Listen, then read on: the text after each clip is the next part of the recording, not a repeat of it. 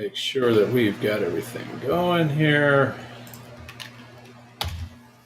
Good morning, everyone. I am admittedly a little unprepared this morning. Let me see here. Okie doke. I think we're good to go. Looks like we're good. Good morning, everyone. Good morning. Happy Sunday. Today is September 4th. I can't even believe that. That's crazy. Today's September 4th. This is our Sunday morning creative Q&A roundtable. As always, well, I shouldn't say as always, because it's relatively new, but we do have the chat overlay. So anyone who would like to jump in and ask questions, or maybe has some comments, suggestions, if you have any deals, you're welcome to share any of that stuff here on the in this live stream.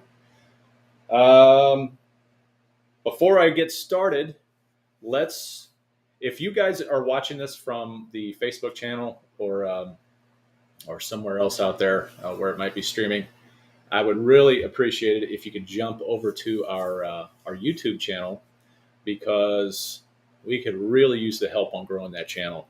I think right now I don't remember exactly how many subscribers we got, but we'd really like to get in front of as many people as we possibly can. So, what are we going to talk about today? This morning, I thought we'd talk about systems a little bit, particularly when it comes to acquiring properties. And oh, by the way, I forgot to mention, on that YouTube channel, make sure you hit the notification bell. That way, you get notified. Send you a quick email. I think YouTube sends you a quick email whenever we go live. But anyway, systems. Let's get back to systems. Particularly when we're talking about acquiring a property and really digging down into it. I'm talking about property evaluations, how to be consistent, how to build a system for evaluating properties. And what I'm going to do, I'm going to throw in the chat here. Let's see. First of all, can somebody type hi? I want to make sure that the chat's working. Can somebody in your browser, on your phone, whatever, can you say hi or wave at me or do something so I know that this thing is actually working? If you have the ability. I'm not sure that it's working. Let me see. Tell you what, here's what I'm going to do. I'm just going to post. There we go. We had somebody. Okay, perfect. Thank you very much. Appreciate it. All right. So what I'm going to do when we're talking about property evaluations, it's all about repetition. And it's just kind of like sort of taking out the personal aspect of things, and you kind of have to act very much almost like a robot. You with a system. It's something that there's systems everywhere, by the way. This is just one little small example. So in a property evaluation, you're going to want to have you're going to want a template that you follow every single time. It's almost like, it just needs to become, it's something that's second nature is really what it is. And the template needs to be followed very strictly every single time. So you're not leaving anything out. So what I'm going to do I'm going to go ahead and share right now. I'm going to share my property inspection template with all of you. And you're going to have to make a copy of this. Actually, it's going to prompt you to make a copy of it.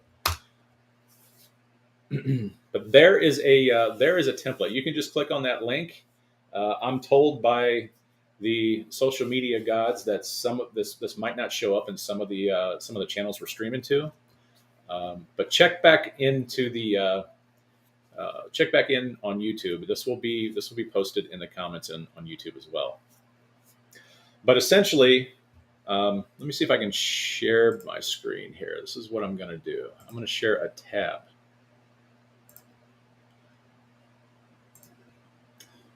There we go. Let me make sure everyone can. I don't know. Can you guys see this?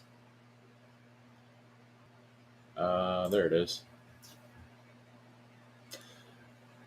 Okay, real quick. Another quick favor. If you can see my property inspection checklist, just can somebody confirm that for me? If you can see my screen, I'm not sure if you can see my screen or not.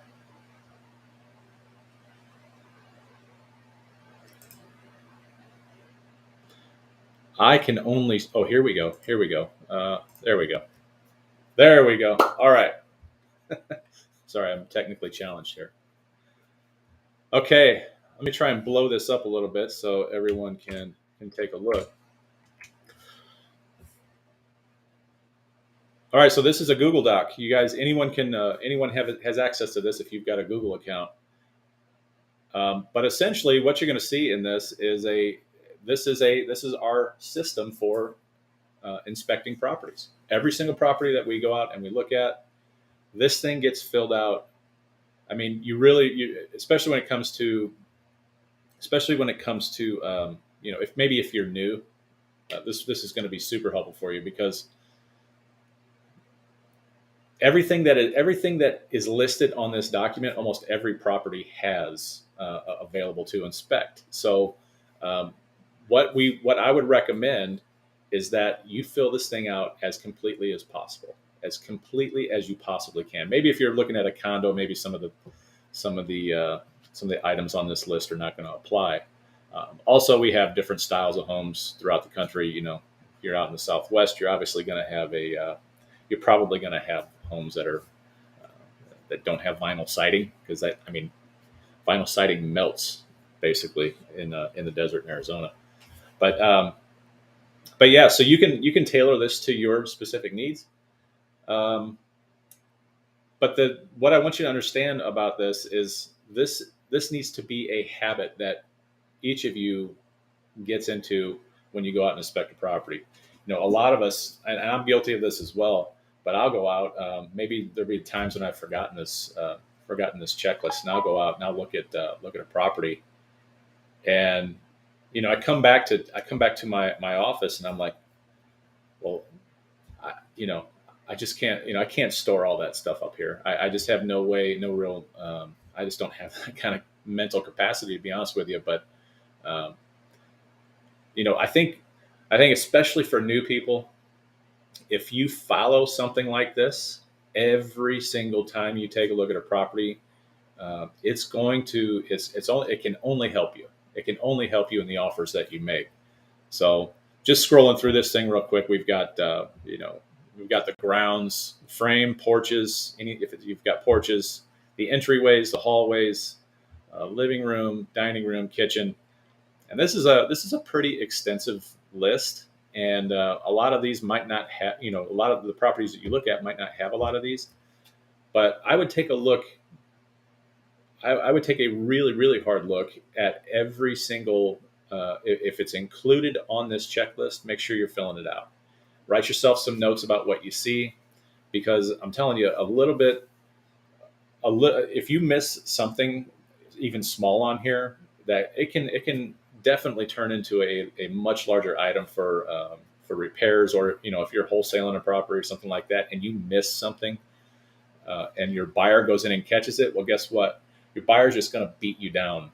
They're gonna bring that to your attention, and they're gonna try to beat you down on your price. So it's just a really good way of keeping track and doing a proper evaluation on a property. Um, does anybody have any questions about this? Feel free to post away. You're not going to hurt my feelings. Um, Again, you can make this your own. I'm just giving you an example. I think that's exactly what we did with this particular one. I found something that I liked out there, and I really liked the data that it included. So I went ahead and made it my own. Let's see. All right. So, anybody have any questions about this? And again, this is all about systematizing things, and we're super huge on that. I mean, it's you can't wing. You can wing it for so long, you can, but you really can't. You definitely can't scale, but you can't move forward unless you have systems built. And so we're big on this. This is something we do at every single inspection, unless of course I'm an idiot and I don't print one off, or I'm in a hurry or something. But the good thing about about a property inspection checklist, is that once you kind of get the feel, and I'm speaking to kind of some of the newer people, that might be on the call today, or maybe some of the people that watch this in the future. But if you're new to inspecting properties, if you're new to this business, you are eventually going to get to a point um, where you're going to have first of all, you're going to have a routine when you go on the property, or when you're inspecting the property. And so eventually, though, you're going to get to this point where everything is where you just know what to look for. Especially if you're working in the same areas. I'm here in St. Louis, and I know a particular area. I know when in any particular area, I know about when those properties were built and how old they are. So I know there's little things that I got to look for based upon the age of the property. And so, but I still can't remember all that. So I still like to write it all down. So I hope this helps you. I hope whatever channel you're watching through, or whatever social media platform you're on, I hope that link comes up. But like I said, I'll go ahead and post it in the comments of this YouTube of this video. Let's see what else. Anybody have any questions? Anybody don't feel like you have to stay on this particular subject. If you've got something that maybe I don't know, maybe you're working on a deal or something like that, and you've got a question about that deal, go ahead and post it in the comments there, and we will get to it. I promise. And let me see. I've got a couple of things on my list here. Let's see. Give me one quick second here. That list is not helping me out because there we go. All right. Real quick, guys, I want to mention something. I don't normally use these Sunday morning videos to promote anything, but we do have this morning. I'm going to. I probably shouldn't put this out here on YouTube, because the problem that we have with these types of offers is that people are going to go back and watch this later down the road, and that offer is going to be valid no longer. So, but anyway, we do have a Labor Day. This is Labor Day weekend, 2022. We are having a Labor Day special in the Creative Finance Academy. So if any of you are interested in that, just head over to sub2empire.com. Schedule a call with us. We'll be happy to jump on a call and tell you all about it. But let's see here. We've got that actually runs through September 6th. So, we get over there, and if you're interested in the program, go ahead and schedule a call with us. All right. So let's see here.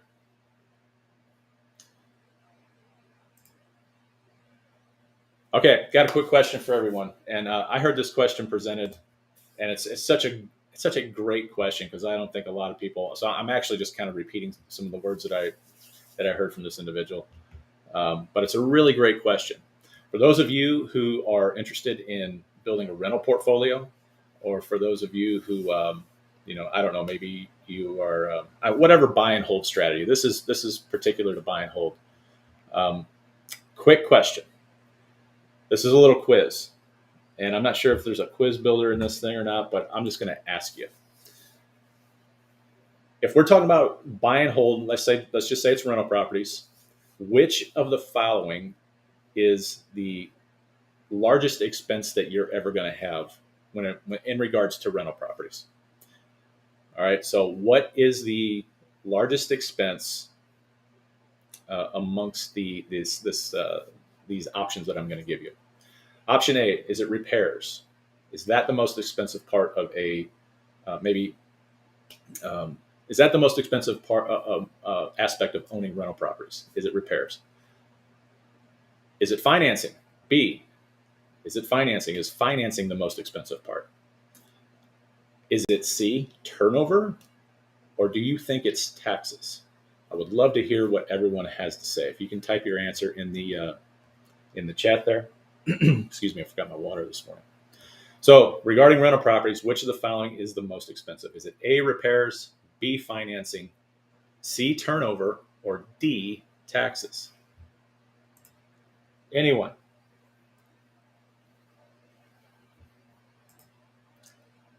All right, I'm going to let that stew for a little bit. We'll come back to it, but I would love to hear your thoughts on that. Excuse me. All right.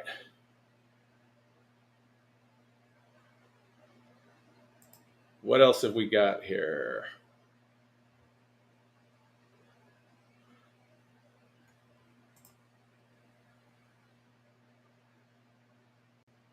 There we go. We got an answer here. I'd say turnover. All right. Anybody else? Let me read that question one more time. In regards to rental properties, which of the following is the most expensive? Is it A, repairs, B, financing, C, turnover, or D, taxes? Take your pick.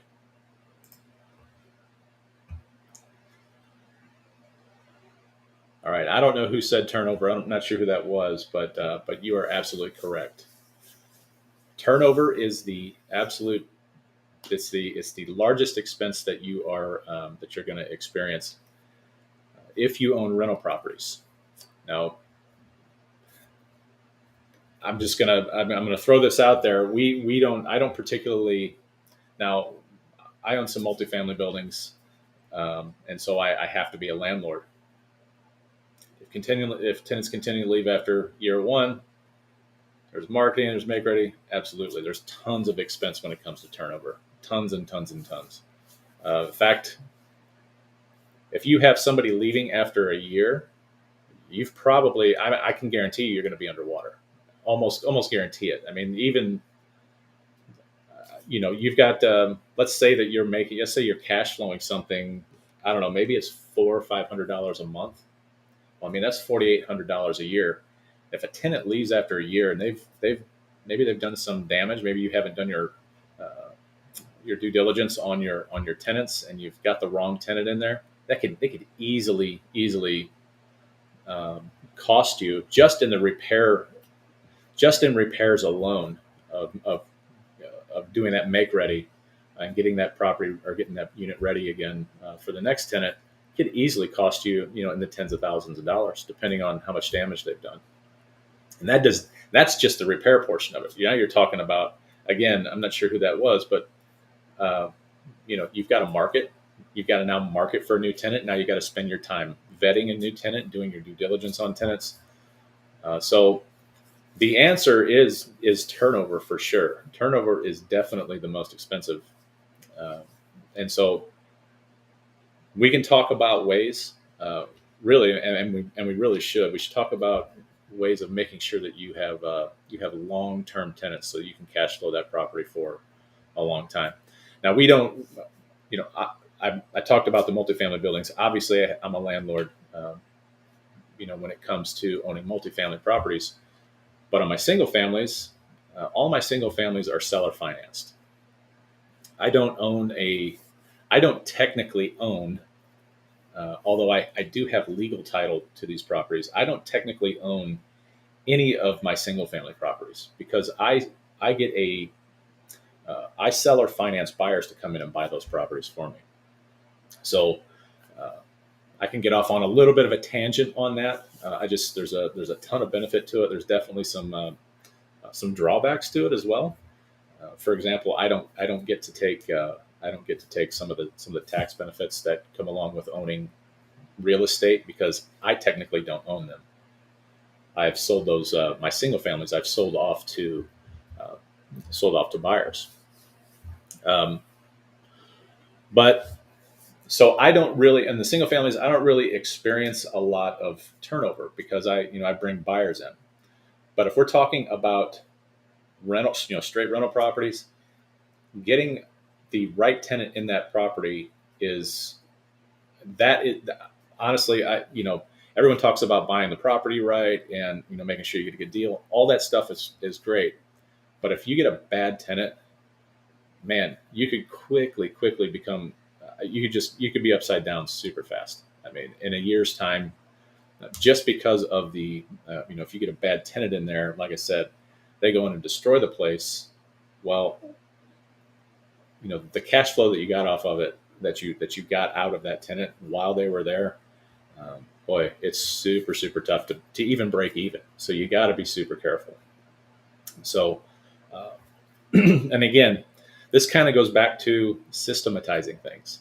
So I gave you a property inspection checklist, but what about a uh, a tenant vetting process or tenant vetting system? And there's a ton of good material out there. Um, Fortunately for us, we have excellent property management in place, and we do ultimately get the final say in who our tenants are. But if you are going to if you have property management, I mean that could be another entire discussion is vetting the your property manager because I mean you got to the saying trust but verify. You got to verify everything about every party involved in this process. So anyway, that's a great answer, and it is the correct answer. Turnover is definitely the most expensive part of this uh, part of owning rental properties. Does anybody have any questions? I'm still uh, sharing my screen here. There we go. All right. So let's talk a little bit about vetting these tenants. Obviously, one of the most genius uh, one of the most genius strategies for finding good tenants that I have heard of. Now, this is not my idea, but that is actually doing property walkthroughs, meaning you go meet the tenant at their current residence, and you walk through their property, and you see how they take care of their property. And I mean, personally, I don't do that because I have property management in place. But wow, what a great idea, right? If you can see how they're living now, and you can see that they're taking care of their current residents, then obviously, that's going to carry over into yours. Also, figuring out how long they were a tenant at their previous rental, right? Uh, if they have a history of longevity, then there you go. I mean, you've got that's strike that's ball one, not strike one. They should because that is definitely something you want to be. Is definitely something that can benefit you. Also, I mean, we don't credit scores matter. Don't get me wrong; they do matter. People get in trouble all the time, and credit is affected all the time. So, we like to have a good credit score. We like to be, 650, 680, somewhere in that range minimal. But we also understand that sometimes people get in trouble. And so that's probably for us I mean, let's be honest. If somebody had a 720 credit score or whatever, why wouldn't they just go out and buy? So, having a minimum credit score as part of your process, requiring a minimum credit score is a good idea. I just don't think it's priority number one because obviously that there are other alternatives if somebody has a really great credit score. Also, the big one for me is longevity in the employment area. I mean, if somebody's bouncing from job to job every 6 months, boy, that's a tough thing to swallow. I would have a real tough time renting to someone who has jumped from job to job to job. Now, again, things happen in people's lives, totally understandable. So if there's an explanation on why they're jumping from job to job, and it could be a bad market for you know, could be bad luck for all I know. But I think the big key to that is going to be, are they in the same line of work? People tend to, and I was guilty of this. Obviously, when I had a W-2 job, I was definitely guilty of this. I jumped from job to job because I was chasing money. I was chasing the who, and honestly, that's probably not a very good strategy. But I was chasing money. I was chasing who paid the most. But my career path, or my career choice, didn't change at all. I was an IT guy. I was a network guy. So yeah. So those four things are can really help you out. But I really love the idea. I really do love the idea of going out and walking the prospect's current property. It's a really great idea. It you know if you get out here in the Facebook groups and what have you, and all these public forums, and you'll see tenants that, because I know people that do this, and I see tenants complaining that somebody wants to come out and walk their current property or their current rental, but they don't like it. And I think the more kickback you get, or the more negative feedback that you get from a tenant about walking their current property, I mean, to me that just lowers their score with me instantly. I mean, but again, great idea.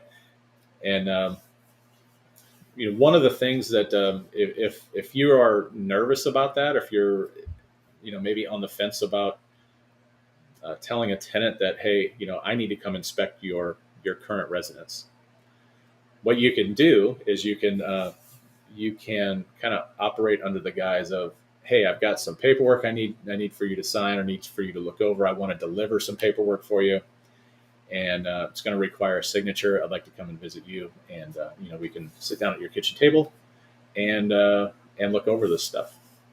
And so then you can get a pretty good idea about how well or how badly they take care of that property. All right.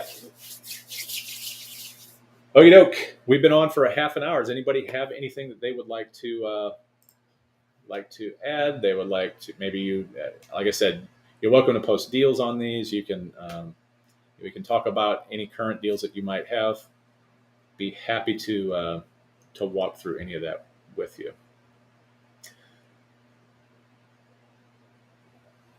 Okay. All right. See, what else have I got here? Let me see if there's anything else on my list.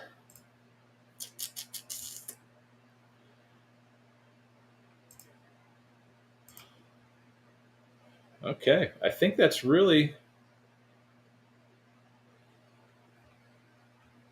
going to do it, guys. If nobody has anything, I will go ahead and end um, this call.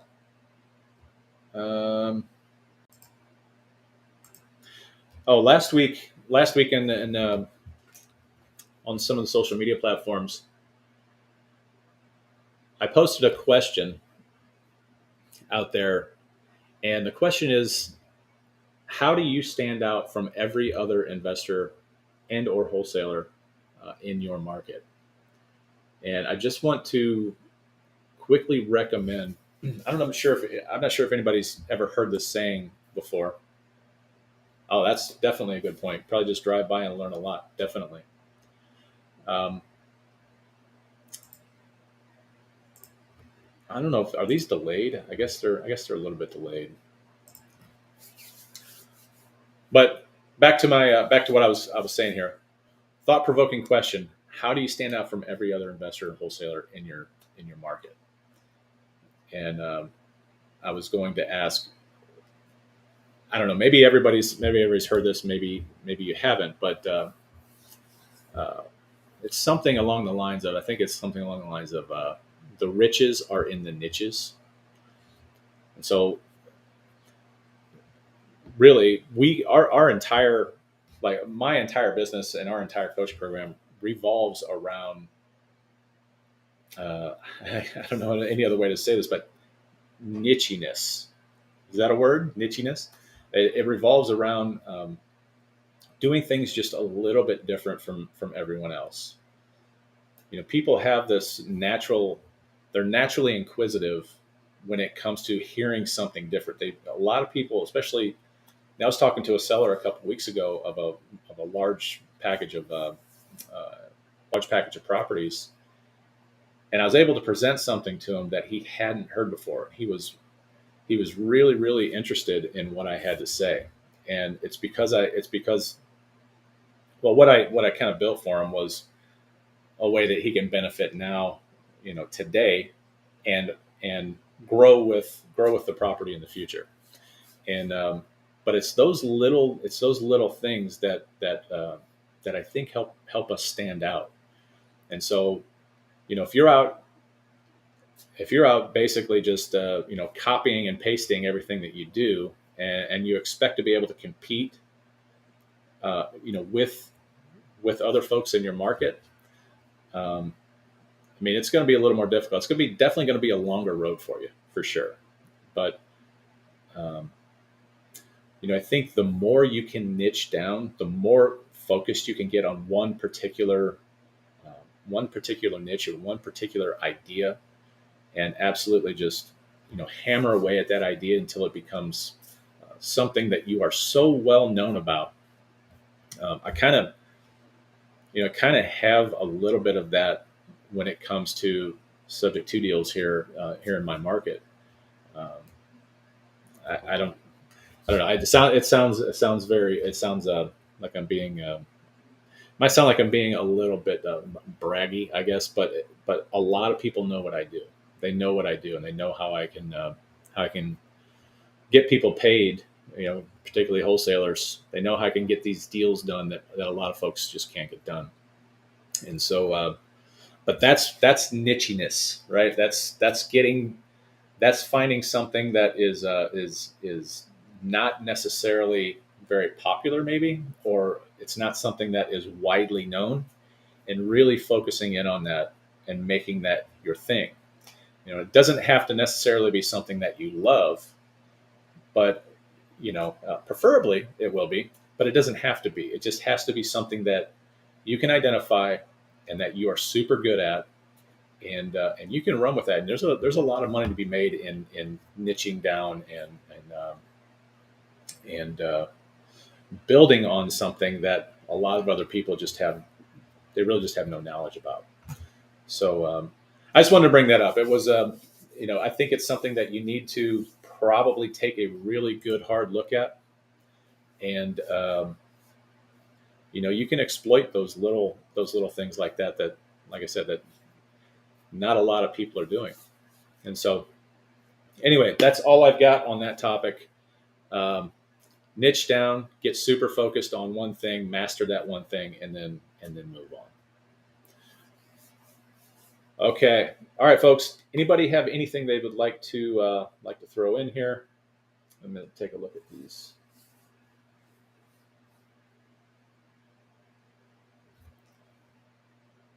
Okay. Okay. Well, we have a limited participation this week, so not a big deal. But hey, I want to thank you all for joining me again. We are running right now our Labor Day fire sale.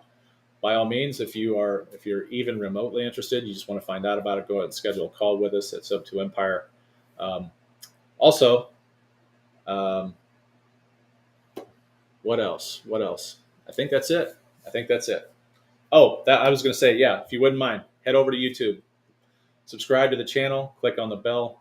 I would really, in fact, I'd love to see everyone just invite their friends to this thing. I want to do this every single week. I want to continue on with this. This is a lot of fun for me. And I am happy to take any questions, comments, suggestions, uh, deals, deal structuring, any of that stuff. So, all right, folks, appreciate it. Thank you very much. We will catch you next week. Take care.